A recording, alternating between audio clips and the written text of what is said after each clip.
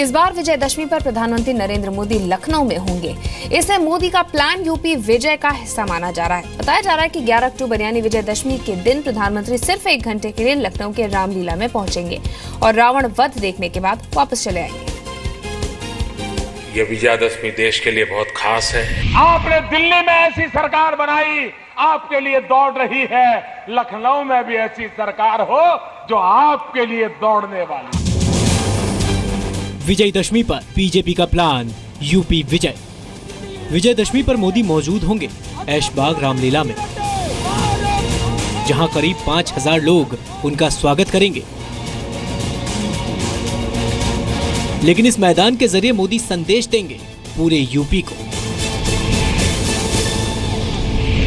आपने मुझे उत्तर प्रदेश से सांसद बनाया है, मुझे उत्तर प्रदेश का ऋण चुकता करने का मौका दीजिए भाइयों।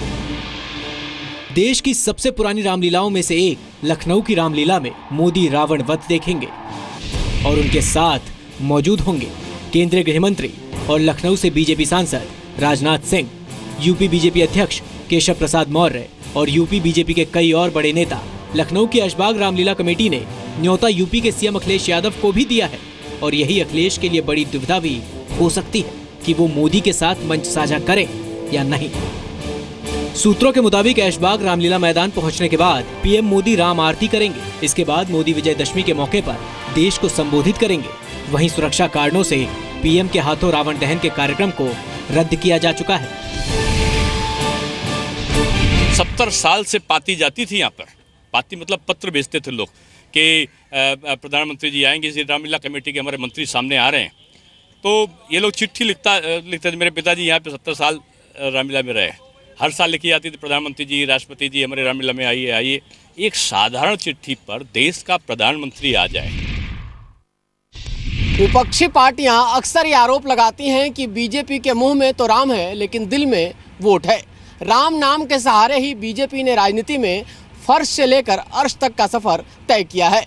ऐसे में पीएम मोदी अगर लखनऊ की रामलीला में जाकर राम की आरती करते हैं तो इसके सियासी मायने तो निकाले ही जाएंगे। हालांकि अब तक यूपी में राम मंदिर की राजनीति करती आई बीजेपी विकास को मुद्दा बना रही है, लेकिन अब आरोप ये लग रहे हैं कि मोदी के लखनऊ में दशहरा मनाने के पीछे भी राजनीतिक स्वार्थ है। उरी की घटना में शहीद हुए हमारे 18 भारतीय जवानों की चिता की आग अभी पूरे तौर से ठंडी भी नहीं हुई है, लेकिन फिर भी प्रधानमंत्री श्री नरेंद्र मोदी अपने राजनीतिक स्वार्थ में या लखनऊ में ही दशहरा मनाने के लिए आ रहे हैं। हो सकता है प्रधानमंत्री जी के एजेंडे में या उनके मन में ऐसी कोई बात हो कि दशहरा को जो हर बार विजयदशमी में कार्य होते हैं उसमें कोई काम और अनोखा उनके एजेंडे पर हो। हम सारे लोग, चाहे पॉलिटिकल लोग हैं, चाहे प्रशासन के लोग हैं, चाहे मीडिया के लोग हैं, सब जनता के ही मूड से चलते हैं। तो हो सकता है कि अब लखनऊ तो डिसाइसिव चुनाव होगा ही, अब की 17 का 19 के लिए भी बड़ा इस पर असर पड़ेगा। हो सकता है ऐसी नियत हो। लेकिन बीजेपी कहती है कि लखनऊ की रामलीला में पीएम मोदी का शामिल होना राजनीति नहीं, आस्था का विषय है और ना ही रामलीला का मंच राजनीति का है।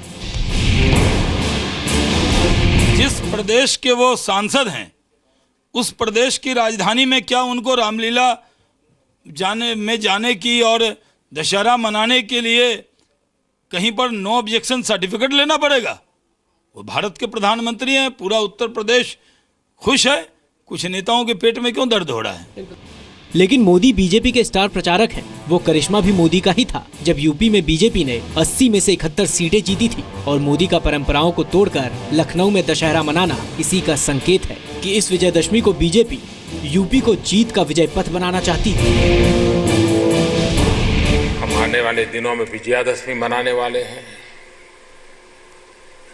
यह विजयादशमी देश के लिए बहुत खास है। लखनऊ से अमिता पारो और दिल्ली से रवि त्रिपाठी के साथ ब्यूरो रिपोर्ट, जी मीडिया।